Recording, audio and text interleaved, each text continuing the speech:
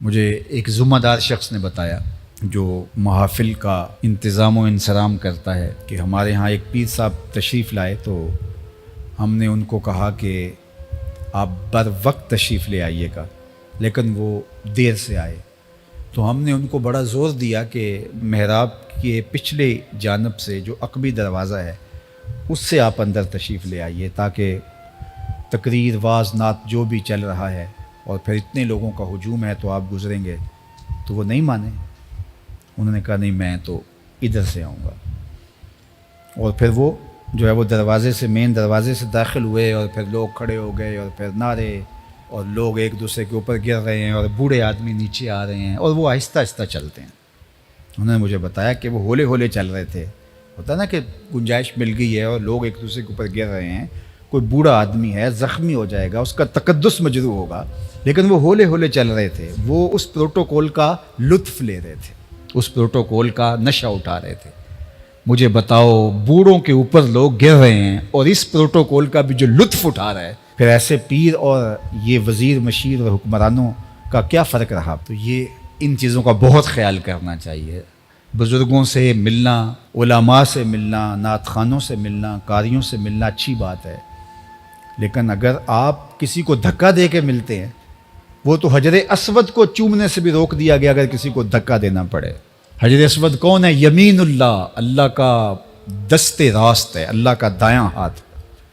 جو حجر اسود کو چومتا ہے وہ رب سے مصافحہ کرتا ہے، کتنی بڑی بات ہے۔ لیکن کہا کہ اگر رش ہے، کسی کو دھکا دیتے ہیں اور کسی کو تکلیف پہنچتی ہے تو آپ دور سے ہی اس کی طرف اشارہ کر کے جو ہے وہ استلام کر لیں، آپ رش میں نہ گھسیں۔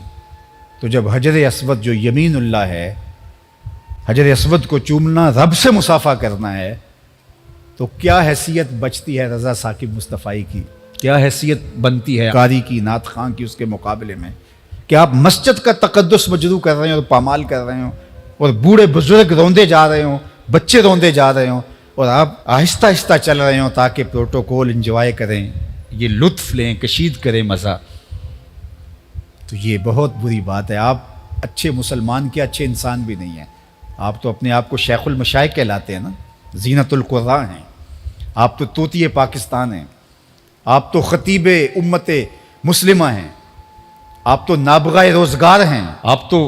بہت بڑے ولی ہیں، اور آپ پتہ نہیں کیا کیا ہیں وہ القاب جو آپ کے ساتھ لگتے ہیں۔ میں کہتا ہوں آپ اچھے انسان بھی نہیں ہیں۔ آپ کو پتہ ہے کس کی وجہ سے بوڑھا روندا جا سکتا ہے اور آپ کی آنکھوں کے سامنے روندا جا رہا ہے،